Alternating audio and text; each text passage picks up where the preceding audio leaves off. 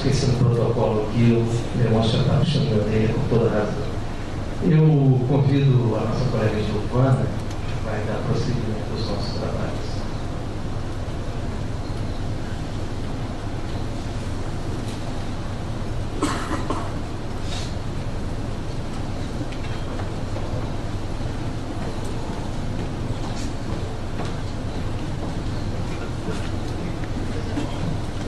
Bom dia, pessoal.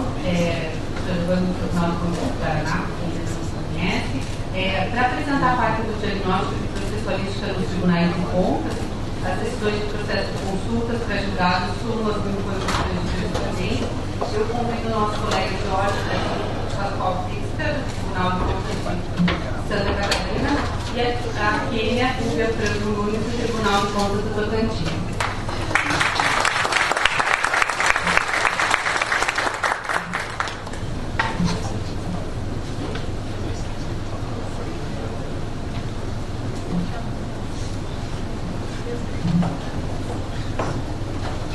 Gostaria de agradecer novamente a recepção do Tribunal de Contas do município de São Paulo, na figura do conselheiro, e gostaria de agradecer também a todos que estão aqui presentes e que possamos compartilhar esses momentos de aprender. Novamente, parabenizar o nosso colega Guilherme pelo livro e o Cléber que fizeram essa obra e que vão poder nos ajudar a dar andamento aos trabalhos da jurisprudência, dos informativos e com as próprias emendas. Então,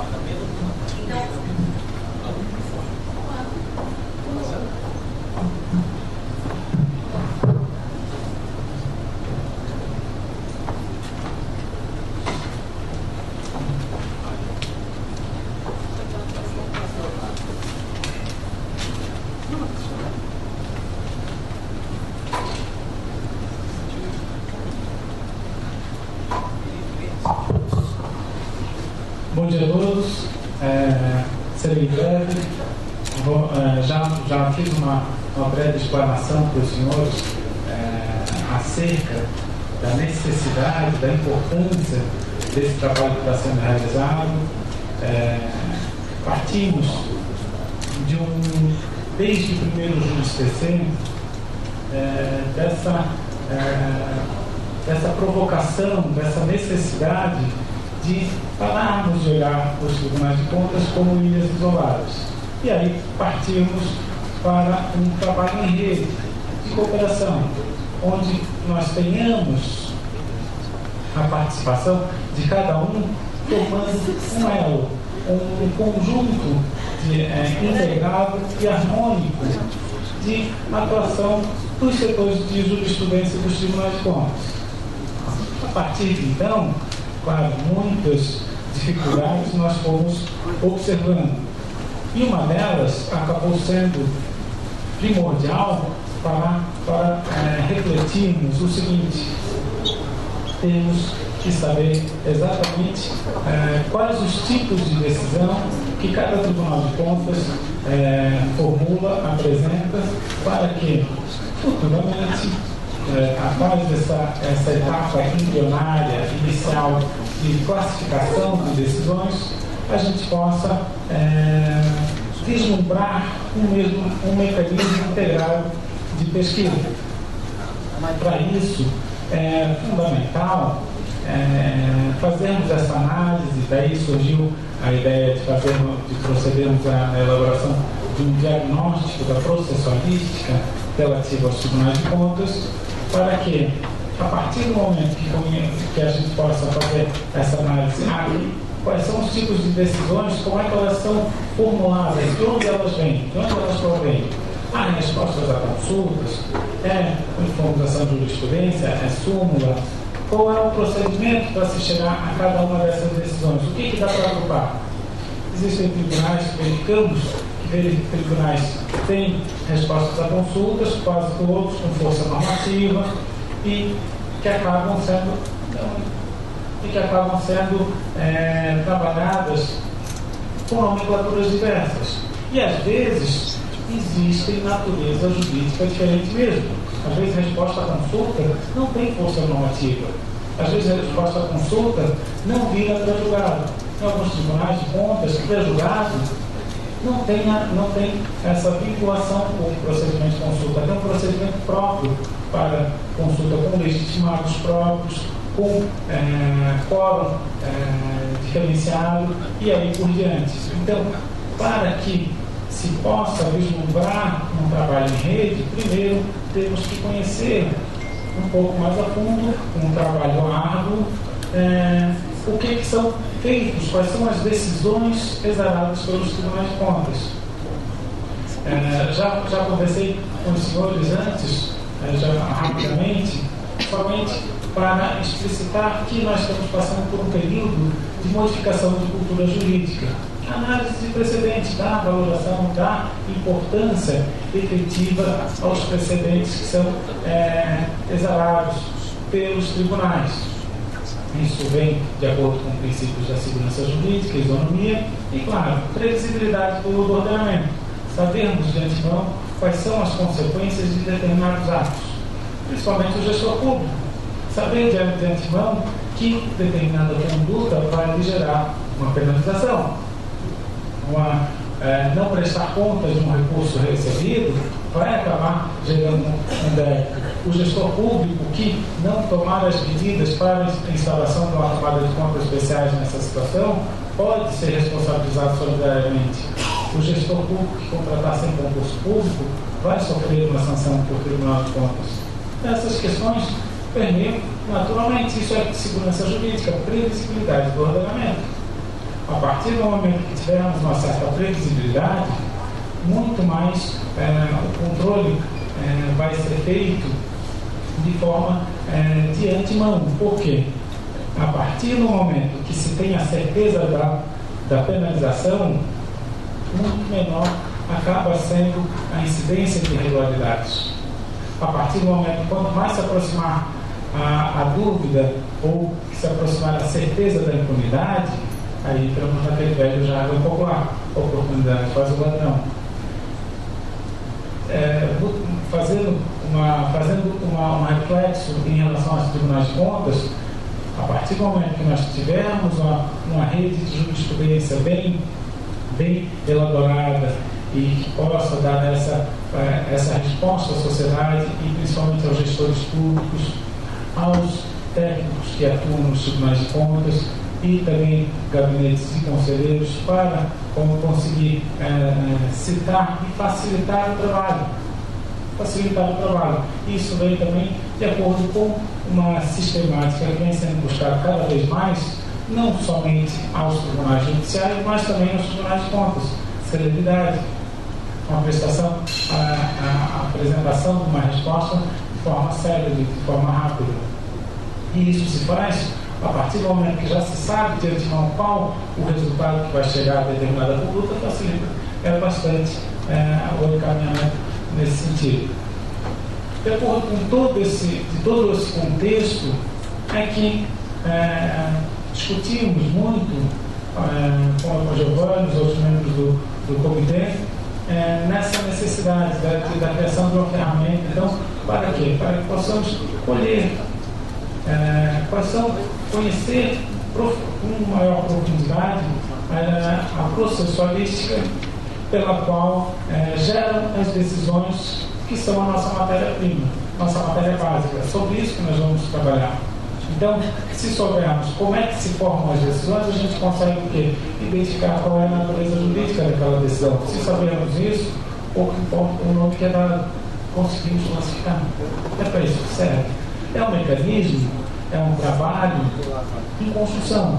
Nós não vamos apresentar a palavra final, o resultado pronto hoje no nosso encontro. Isso é um trabalho que vai aperfeiçoando diuturnamente até que a gente consiga efetivamente apresentar um mecanismo de pesquisa de jurisprudência integrada. Mas isso só vai ser viável a partir do momento que a gente conseguir fazer esse trabalho. Então, já encerrando aqui essa fala, antes de passar para os colegas, gostaria de agradecer imensamente aos colegas que se disponibilizaram, que tomaram o seu tempo para responder ao questionário que nós encaminhamos. Com esse questionário, nós vamos apresentar apenas uma breve, um vislumbre de algumas possibilidades, mas ele pode servir como base para outros mais produtos sobre tribunais de contas, outros novos estudos, enfim, um programa de questões. Agradecer a todos os que se disponibilizaram a responder ao questionário e deixar aí a solicitação para que a gente continue levando a sério esse trabalho e que tenha, sempre que houver alguma modificação, algum complemento, que encaminhe para a gente por e-mail, para a gente continuar a sequência desse diagnóstico. Muito obrigado.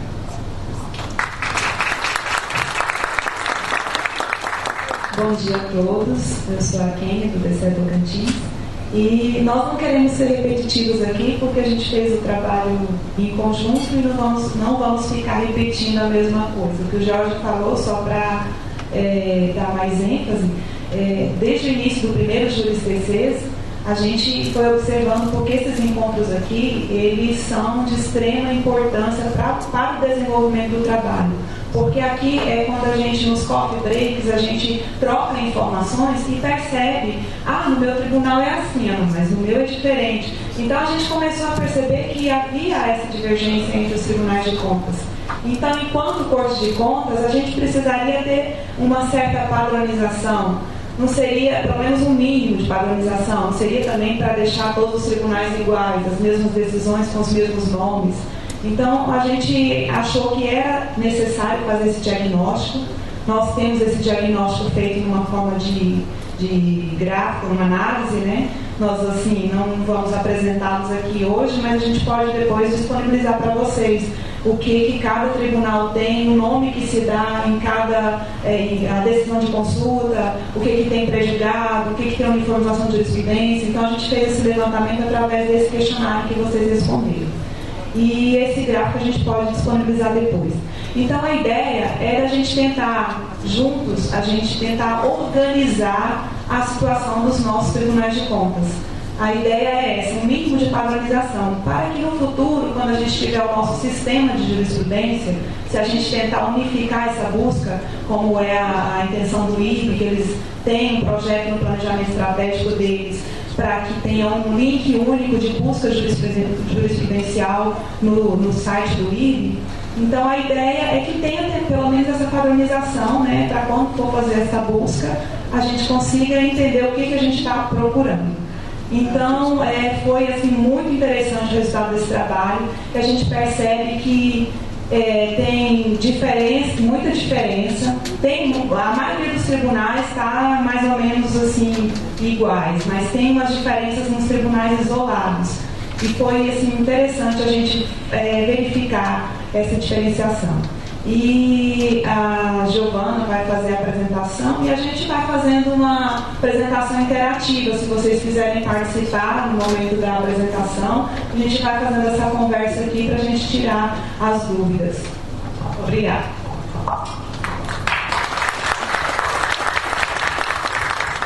Eu vou falar em pé porque eu não consigo ficar sentada e me mover. Então, como os colegas tinham falado, para otimizar até o trabalho dos jurisprudência, a gente precisa conhecer os tipos de decisões, inclusive a parte processual. Então, nos últimos eventos, a gente discutiu e continua discutindo sobre ementa, sobre tesauros, que é uma das formas de padronizar depois, né, para a gente ter um sistema único. Então, há necessidade de você conhecer mesmo os tipos de decisão de cada um dos tribunais, para você poder até dar eficiência e publicidade para as decisões dos tribunais.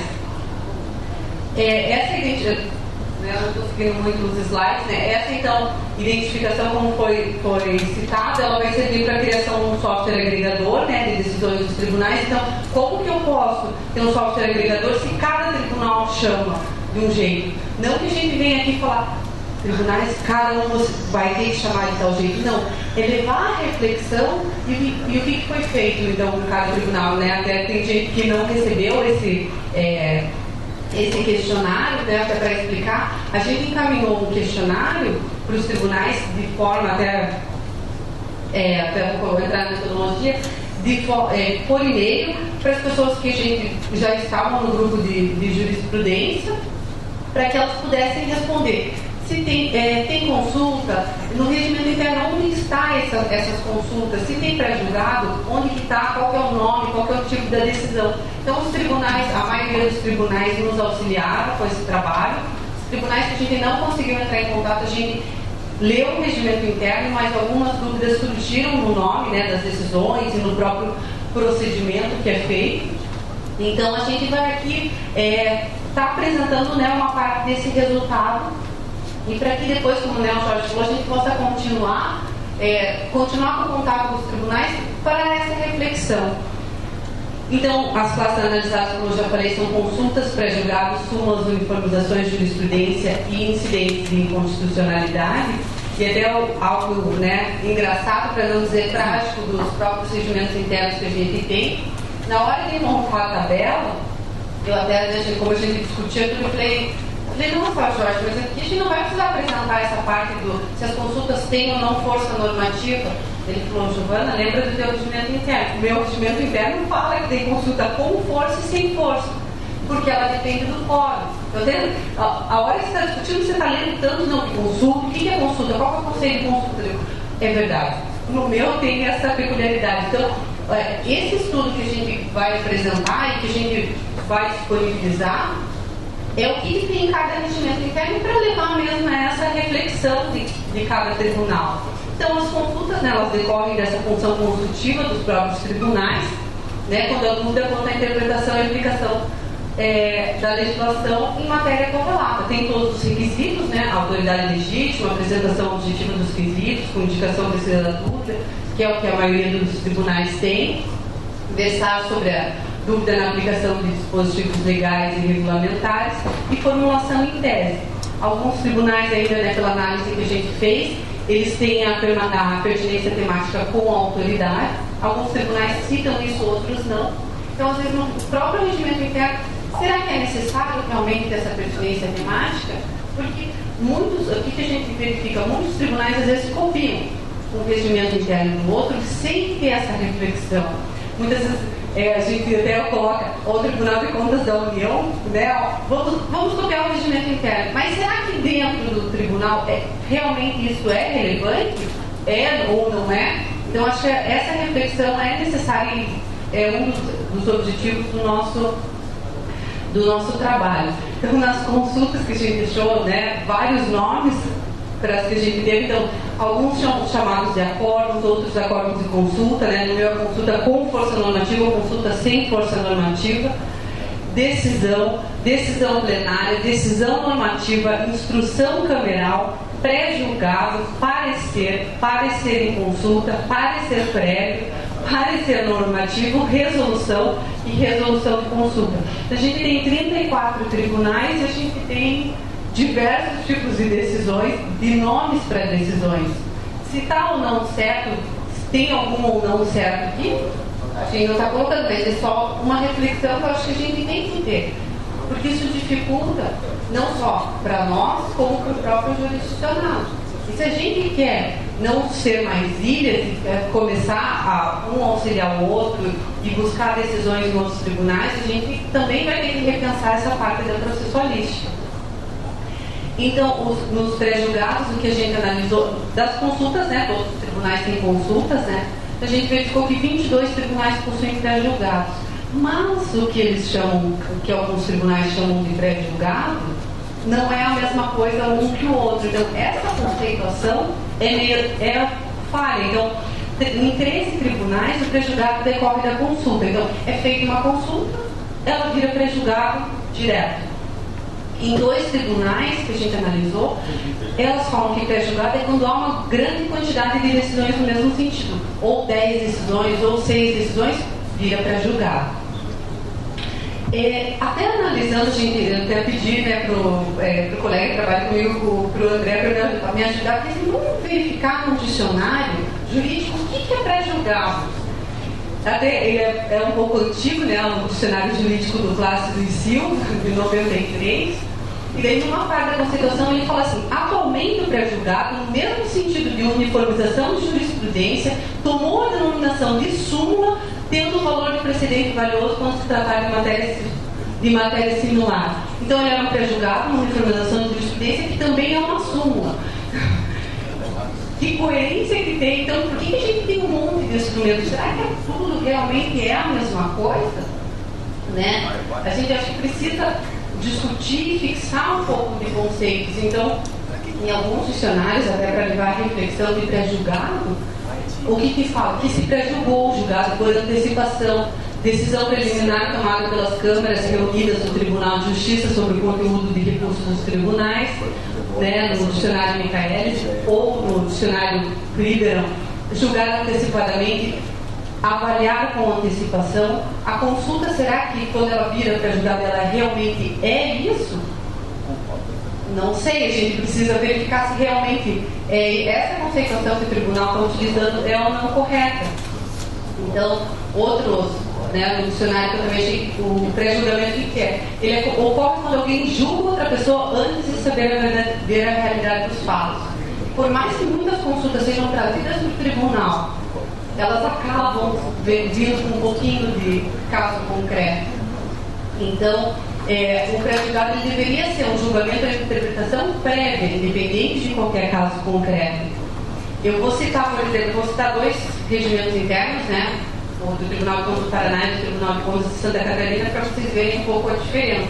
Então, lá é o instrumento processual utilizado quando houver a necessidade de pronunciamento acerca da interpretação de qualquer norma jurídica ou procedimento da administração, reconhecendo a importância da matéria do direito e de sua aplicabilidade de forma geral e vinculante, até que o pré-julgado venha a ser informado.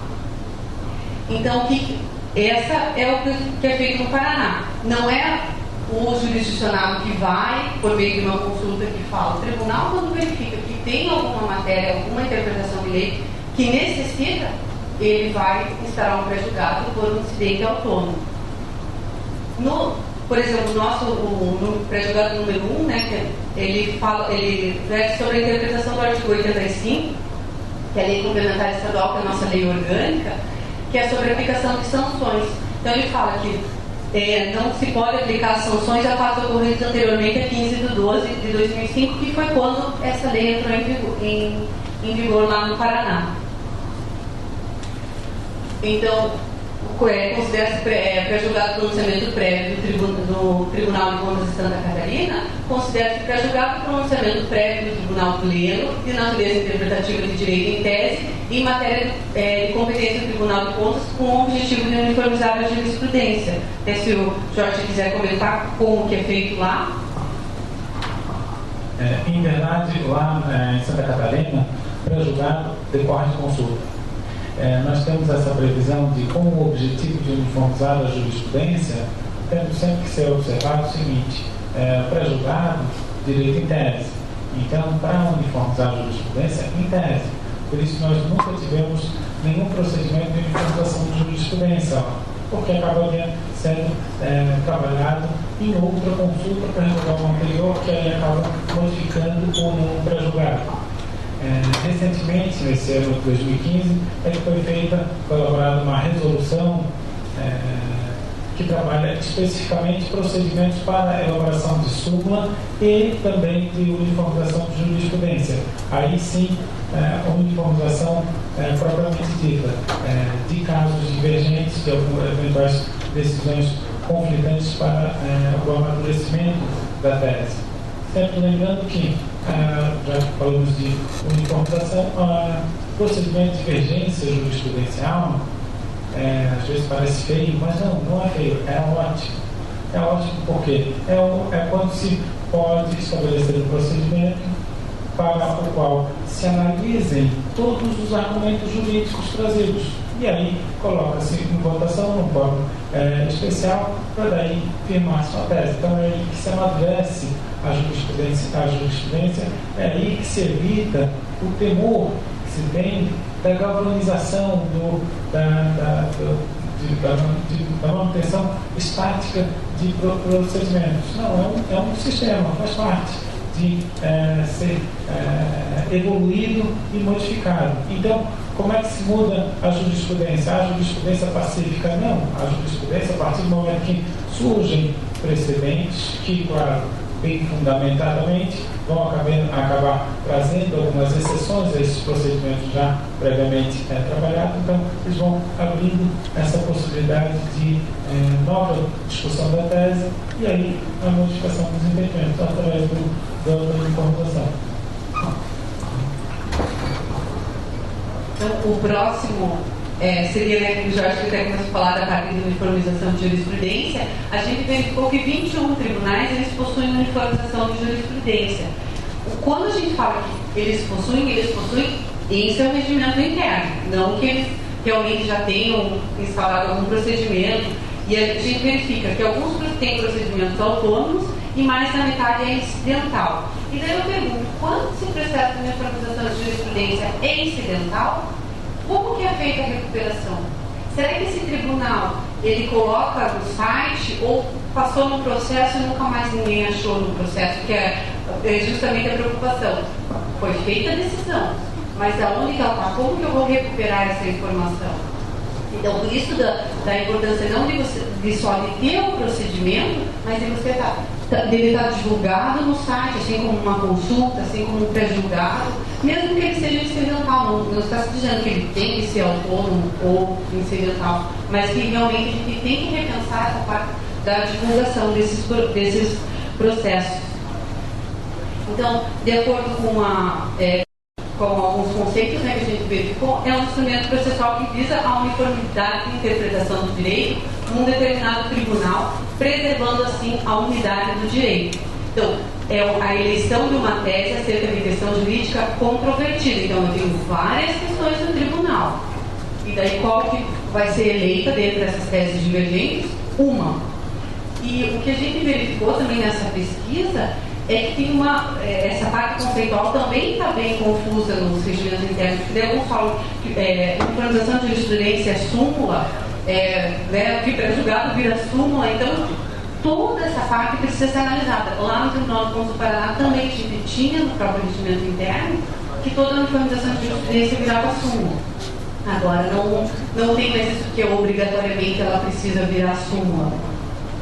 Então, em relação à súmula, a gente verificou que 25 tribunais também possuem essa previsão regimental para súmula, 18 tribunais efetivamente possuem súmulas, alguns decorrem, né, que eu falei, de pré-julgados e uniformizações de jurisprudência. E qual que é a conceituação da súmula? É resumo do entendimento jurisprudencial baseado em decisões reiteradas no mesmo assunto. Então, uniformização de jurisprudência são divergentes. E a súmula é reiterada. Então, essa própria análise que a gente precisa verificar no nosso regimento interno, se a gente tem coerência. Não sei se seria até o caso de a gente fixar os conceitos. Eu busquei alguns conceitos, né, que a gente discutiu para trazer aqui, mas não estou nem dizendo que são certos, mas eu acho que a gente precisa levar a discussão do próprio grupo de jurisprudência para deixar no papel, né, o que é. Você pode chamar do que você quiser depois do teu acordo, de resolução, mas a gente precisa definir esse conceito bem, pelo menos para a gente saber o que cada tribunal vai tratar com cada tipo de decisão. A gente também verificou a parte de incidente de inconstitucionalidade, né? 23 tribunais possuem previsão por incidente de inconstitucionalidade. Dentre esses tribunais, só 2 eles possuem procedimentos próprios. E daí vem aquele mesmo debate. Nesses processos acidentais, como é feita a divulgação? Precisa ser feita essa divulgação, porque se você tem casos reiterados. E é muito. Quando eu respondia consultas, né, no setor de jurisprudência, um dia acho que eu comentei com alguns colegas, eu passei uma vergonha enorme. Porque veio para mim uma consulta e eu falei, não tem nada no sistema. No dia seguinte, o setor de comunicação social divulgou 2 consultas sobre o mesmo assunto que eu falei que eu não achei no meu tribunal. Então, olha o perigo da gente não estar divulgando, e daí às vezes o próprio julgador vai falar, não tem, e vai julgando em sentido diverso, quando já existiam 2 consultas sobre o assunto. Então, essa divulgação, acho que ela é muito importante. Então, o que a gente tem no setor de jurisprudência lá, por um incidente de constitucionalidade, a gente montou um quadrinho, né? Quando ele não é, porque a gente, antes o processo era incidente, agora ele tem um procedimento autônomo. Então, montou um quadrinho para poder verificar e esse quadro para ser divulgado na internet. Atualmente, na internet só estão os incidentes de inconstitucionalidade que tem procedimento autônomo, não estão os próprios. Mas eles precisam realmente ser divulgados. Então, só o conceito de análise do incidente ou análise de inconstitucionalidade de uma lei ou normativa do poder público no caso concreto. Então, vou colocar aqui para os meus colegas, se quiserem fazer mais alguma observação desse estudo que a gente fez. Então, o que a gente observou é que muitos tribunais têm a previsão no regimento, mas nem sempre utilizam. No nosso lado desse Tocantins, a gente tem a previsão de todos no regimento, mas nós não temos prejulgados. A uniformização de jurisprudência é incidental e é da mesma forma como a Giovana falou, depois que passa a decisão, ninguém localiza mais, então a gente, pela cabeça de assessor, vai procurar aquela decisão que decidiu o incidente e tal, a gente sai procurando os gabinetes para ver se alguém lembra. Então a situação, eu acho assim, meio caótica, né? A gente não tem essa organização. E eu acho que nós precisamos, já detectamos o problema, eu acho que precisamos sair daqui com pelo menos diretrizes, o que a gente pode fazer para a gente tentar melhorar a nossa situação de desorganização. Muitos tribunais têm a previsão e não utilizam. Então, por que está no regimento? Ou então tem que utilizar. Ou por que tem a previsão e não utilizar? Eu acho que a gente precisa começar a fazer esses questionamentos e saber se há necessidade, se não há, então a gente chegar pelo menos assim, tentar deixar isso, todo mundo concordar com isso aqui em conjunto, né? Para a gente tentar divulgar lá, levar para os nossos tribunais a discussão e tentar discutir com todo mundo envolvido no processo. Eu acho que é importante a participação de todos nessa discussão. Bom, pessoal, rapidamente, só para encerrar e passar a palavra para quem tiver alguma dúvida e tal, nesses últimos 5 minutos que ainda nos restam, só queria fazer uma correção do que eu acabei de falar. A divergência jurisprudencial, ela é salutar, ela é boa no sentido de evolução das teses. É assim que se busca a evolução da jurisprudência. Claro, ela é horrível quando se trata de casuísticos. Isso aí, evidentemente, não gera a isonomia, perde o princípio da isonomia que é buscado pela jurisprudência.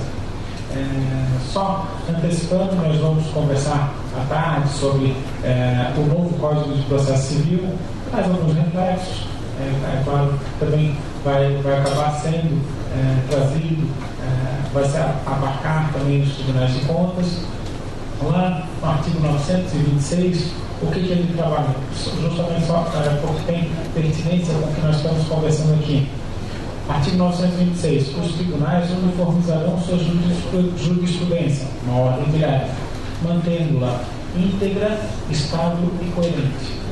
Íntegra, estável e coerente. Então, isso tudo vem uma ordem direta do legislador, não especificando, esse tribunal aquele. Não, os tribunais de uma forma geral. Esse é um modelo, um microsistema de precedentes, inaugura um microsistema de precedentes que está sendo trazido para o nosso ordenamento, através do Código de Processo Civil, e que acaba sem sombra de dúvidas, trazendo também reflexos para os nossos tribunais de contas e principalmente para nós, que atuamos no setor de jurisprudência respectiva. Agora, deixo aberta a esses momentos finais. Quem tiver alguma dúvida, quiser prestar alguma colaboração, então.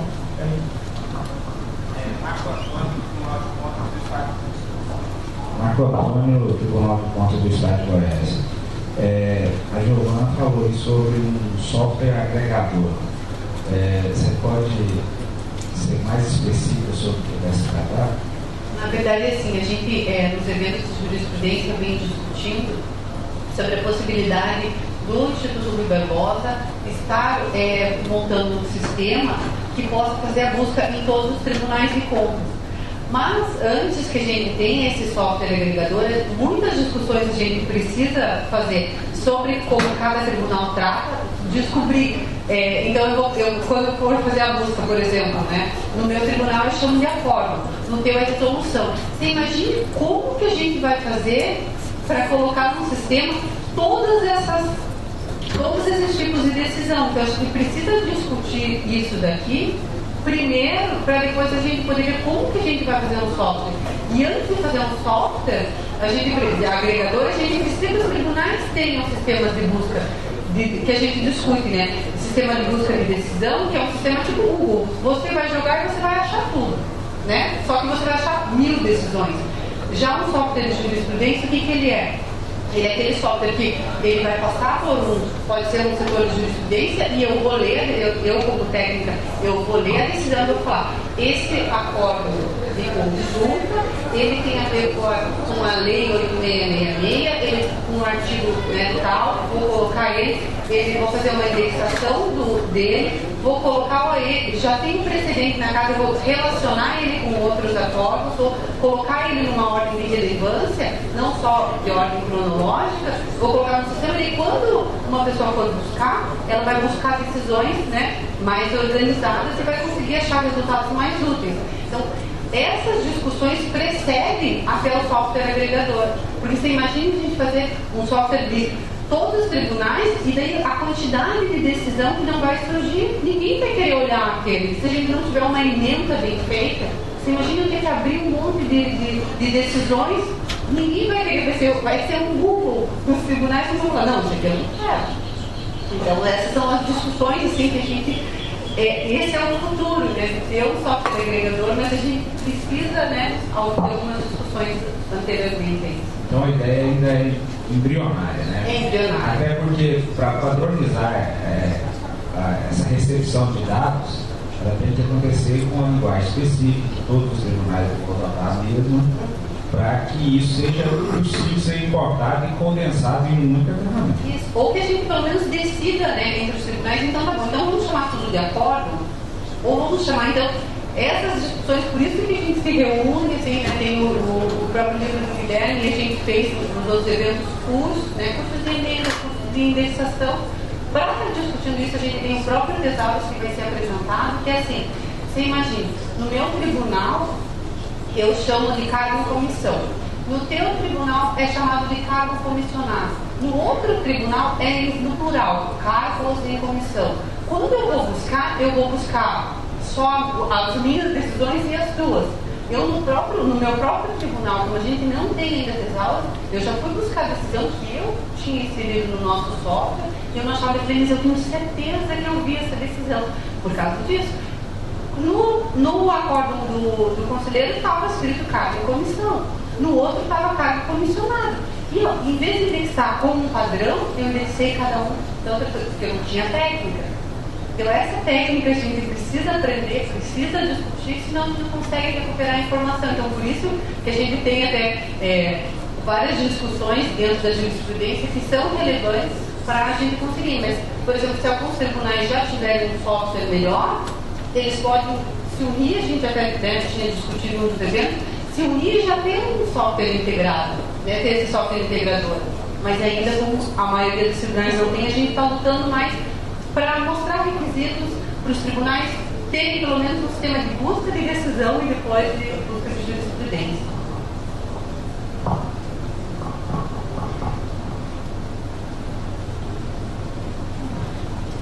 Bom dia. Respondendo ao teu colega, eu fiquei responsável por essa parte do comitê. A execução do software é muito mais simples do que parece. A partir do momento que os tribunais têm um sistema próprio, existe uma alimentação metadata que vai para um outro sistema, e o espaço nem é tão grande de ser ocupado pelo servidor, porque ele faz emissão ao sistema dos tribunais. Só que a gente precisa dar alguns passos anteriores, vários passos. Não é um sistema difícil, existe no mercado. A Justiça Federal tem disponível isso, né? STJ, STF, todos os TRFs têm um sistema. A Justiça Eleitoral tem um sistema parecido também, que se precisa de todos os tribunais. Além desse espaço de ruído de comunicação, de não ter indexação das decisões, a gente esbarra em questões mais simples nos tribunais de contas é a inexistência de um sistema que possa alimentar esse sistema maior. Então, assim, com o amadurecimento das discussões, levou a gente a dar alguns passos atrás. Agora é o fortalecimento dos tribunais pelo compartilhamento de ideias, de sistemas. Eu brinquei recentemente, até o cabelo de percepção, a gente discutiu muito o sistema que cedemos de Minas Gerais para o Espírito Santo, eles explicaram que quem copia por hoje copia melhor, né? Mas assim, eles tiveram vários desafios de adaptação do sistema. A realidade e é outra, a nomenclatura é diferente. A gente usa indexação ou com 3 aulas que a gente pegou da Assembleia do Estado de Minas Gerais, eles precisavam adaptar essa forma de indexação, né? Então, assim, é viável, é possível, mas depende de um primeiro passo no sentido de todos os tribunais terem um sistema próprio. Obrigado.